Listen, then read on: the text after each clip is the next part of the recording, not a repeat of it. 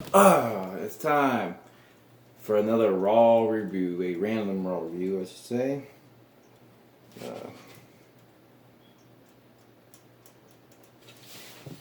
Uh, yeah, this is not the video I was planning to do, but I changed my mind. Well, I'll do my other video later. But I kind of want to do a quick random Raw review, do a 1 hour one. Now, this Raw, it is random, but the significance of it, there's two significant things about it. It's the 10th ever episode of Raw, so it's the 10th one. It took place on March 22nd, 1993. It's also not quite the go home show for Raw because there was a show after this before WrestleMania for WrestleMania 9.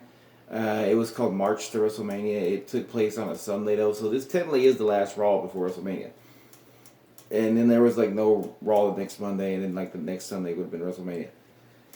Anyway, so it does have something. So let's talk about this. So we got Macho Man and Rod Bartlett out first. And Rod Bartlett, if you don't know Rod Bartlett, he was a comedian from New York. I think he was a DJ and a comedian. And he was on the first 10 Raws, basically.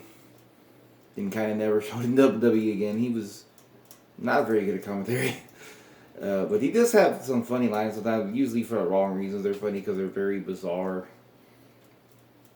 Anyway, this it starts out weird because we have Rob Bartlett. He has a pretty nice looking red blazer on. I thought was cool. Macho's wearing these zebra pants with got a different designs to them and a Raw shirt. It's kind of weird. Macho's wearing tights like he's ready to go, even though he's not a wrestler. That's cool. Vince is wearing his normal suit. But Vince McMahon introduces the show and he says Rod Bartlett is the WWF's answer to Abe Hirschfeld.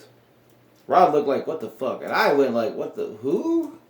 I had to Google this, so I had to ask my friend. Google, And Google told me, I had no idea who this person was. According to Google, Abe Hirschfeld was a Zionist activist and Israeli politician.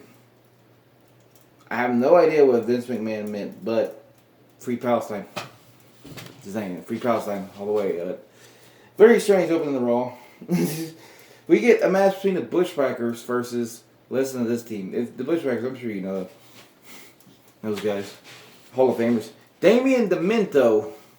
You probably don't know, and if I don't even know if I can explain him. I barely know him. He was some dude, had a really weird horseshoe haircut, and he had like this vest, this thing he wore on his neck, had like teeth in it and stuff. And he was mostly a guy in the first few Raws. He was in the main event of the first Raw, actually. Man. And the Repo Man. I think, he's a Repo Man. He wore the mask. He took people's stuff. And so Bushwhackers are entering from the crowd, starting from the balcony because they had the Manhattan ballroom at this point. And they take a while to get to the ring. Luke fell over the guardrail at one point. This is kind of funny. This little exchange here. Rod asked if Damien had just been let out of Waco. Macho Man replies, his friend is still in there. He hasn't gotten out yet. Go Google that. Google Waco. I'll wait. Nah, I'm kidding. I'll just tell you. For what I remember, it was a standoff between the FBI and a group of mercenaries. And it's a pretty strange reference for a wrestling match with a Repo Man. Little Damien Demento maybe would fit the look. I'm not quite sure. Anyway, this match is really good. Bushwhackers bite their opponent's ass about a minute in. There's like about 3 more minutes. Not a whole lot happens. Bushwhackers hit their like battering ram where he had like Butch would have Luke in right here and a headlock, and he's like he's like kissing you with his head. And they win the match. Very meh. Then we have Tatanka versus Reno Riggins. Tatanka with a big back bodied up on Riggins. A lot of chops. Tatanka missed a crossbody from Brett's rope. And then Vince says, if Reno were able to defeat Tatanka, he might be going to WrestleMania to face Shawn Michaels for the Intercontinental Championship. Because Tatanka had that shot at that point. And could you imagine that, though? If Reno Riggins had wrestled Shawn Michaels at WrestleMania 9? How weird that would be. But, although, WrestleMania 9 was being held in Las Vegas. Reno is a city in Nevada. So, maybe it's not that weird. But anyway. Tatanka hits the Samoan drop for a win. Bit better than the first match, but not by much. There was a lot of chops in the match. So that was kind of fun. But, we get a really well done video package for Andre the Giant about him going to the Hall of Fame. They show a lot of highlights of him. They play some cool music. He just passed away recently at this point, so it's kind of sad. But it was really loving tribute. And then we get a Tag Team Champions, Money Inc., Ted DiBiase Yes, that one, the one that was just on the NXT Takeover in your house. $1 Million Champion Ted. And IRS, aka Father of Bray Wyatt, Bo Dallas. Or Renard Shyster versus Scott Rich and Jeff Armstrong. I don't get on this show why they wouldn't just have Money Inc. defend the titles against the Bushwhackers. Because the Bushwhackers are pretty over and they're a face team. Money Inc. or Hill kind of tease the idea, oh, well, they might lose titles. What happens in Mania? Like they did to Reno Riggins. If Reno Riggins can beat Tatanka and get a shot. Hold on. Sorry about that. If Reno Riggins can defeat Tatanka and get an Intercontinental Championship shot at WrestleMania, why couldn't it be plausible the Bushwhackers could maybe win the tag titles from Money Inc. on Raw before WrestleMania, and then I guess throw the Hogan Brutus Beefcake team into limbo? Who knows? But that's what I would have did if I would have booked this. But I probably did a lot of things different. But anyway, just seems kind of weird. Because it's not like the Bushwhackers don't even have Bushwhackers don't have a match at WrestleMania. They're not even scheduled for one. So it's kind of like, obviously they're not hurt by losing here. But anyway, they start the match, or before the match, IRS cuts a promo telling people not to cheat on their taxes to get some heel heat. Ted beats down Rich. This match is not very interesting. But what was interesting during the match, it's very one-sided. It's basically just some squashing the local talent, Todd, they show Todd. He has the setup of the old monitor, and he has a little TV on top of the monitor, and he's changing the channel. And he's changing. He says he's checking out the competition. Vince says there's no competition. And Rod keeps changing the channels, and they put the camera on him several times. I love the fact that he's getting paid all this money. He's literally choosing to watch other stuff instead of the match in front of him. The match is so bad, he doesn't care. It's pretty funny. And Macho Man, with a pretty good line here, possibly the line of the night, said that he could probably put that TV inside Rod Bartlett without Bartlett knowing where it was. Holy shit, that isn't a clever line, especially at a time when they're very PG, even though they are uncensored, I don't know if they were really getting fed over Rod Bartlett here. I don't know if this was actually a skit plan, but this was just funny. I mean, alright, and there's...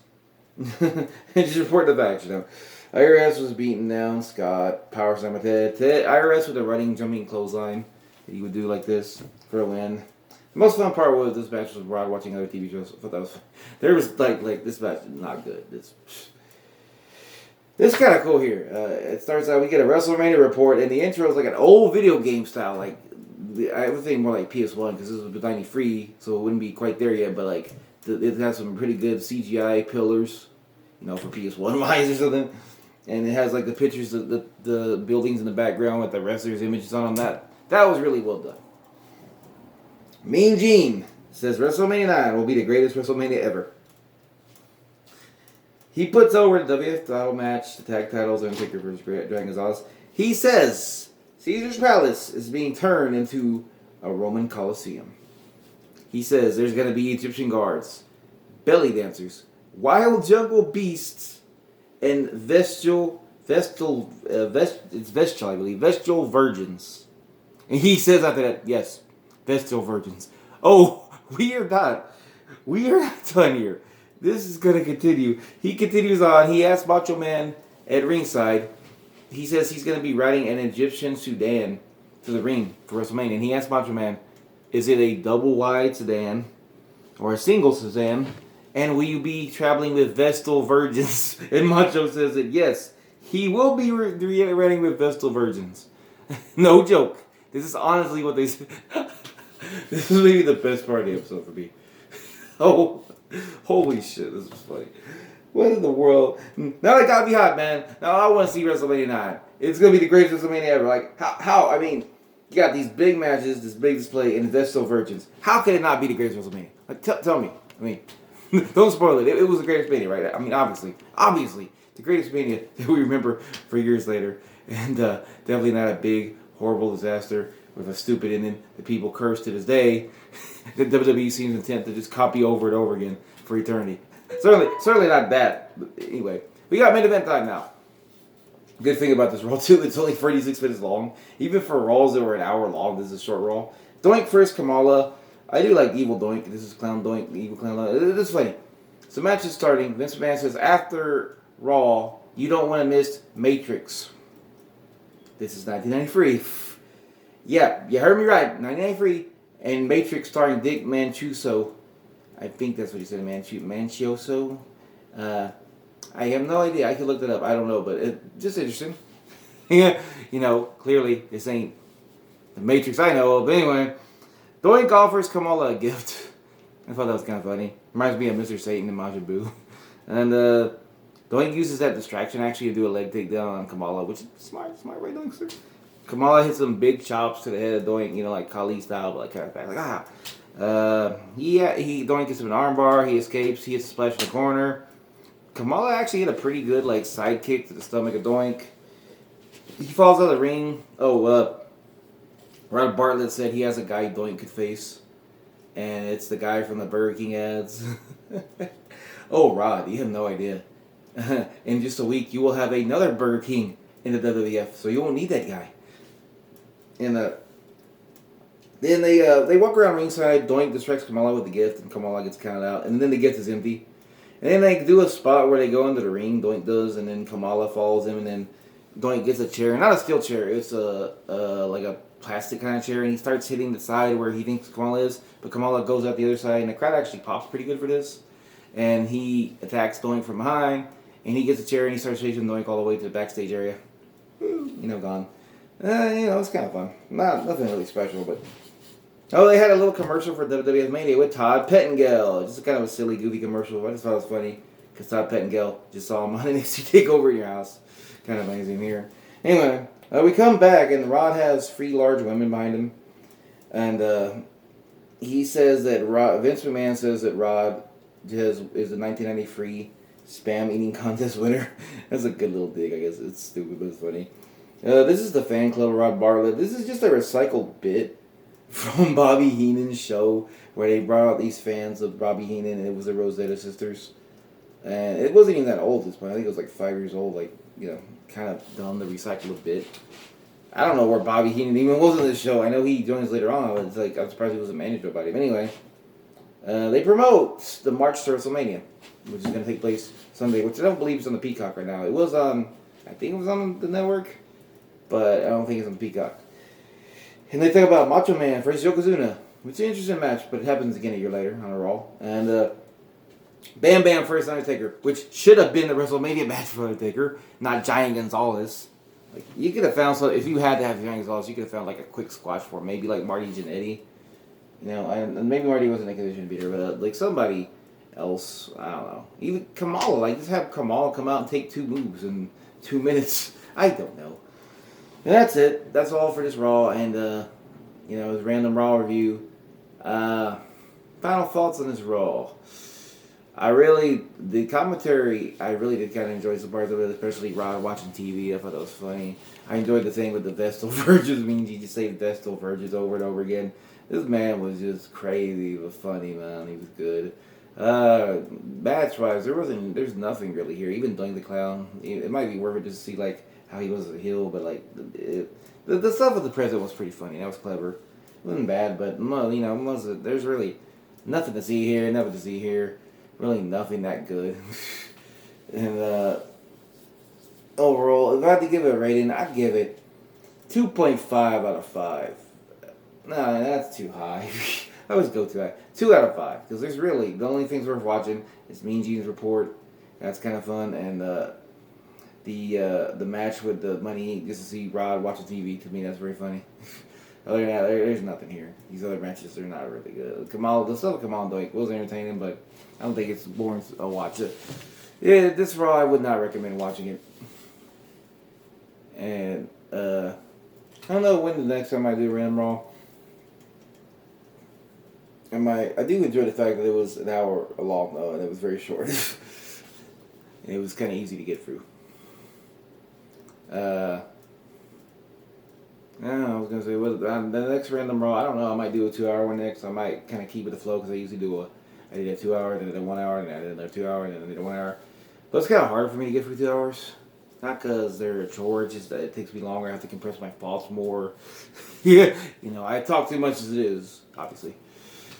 But I might actually do another 1 hour Raw. Maybe I'll do one from later in Raw's lifespan, if you will. Like maybe before the Monday Night War starts, but like after 93 or 94 or like 95, I don't know. Maybe I'll do one of those. I don't know yet, but maybe I'll do one that's more significant, like as far as big moments or matches.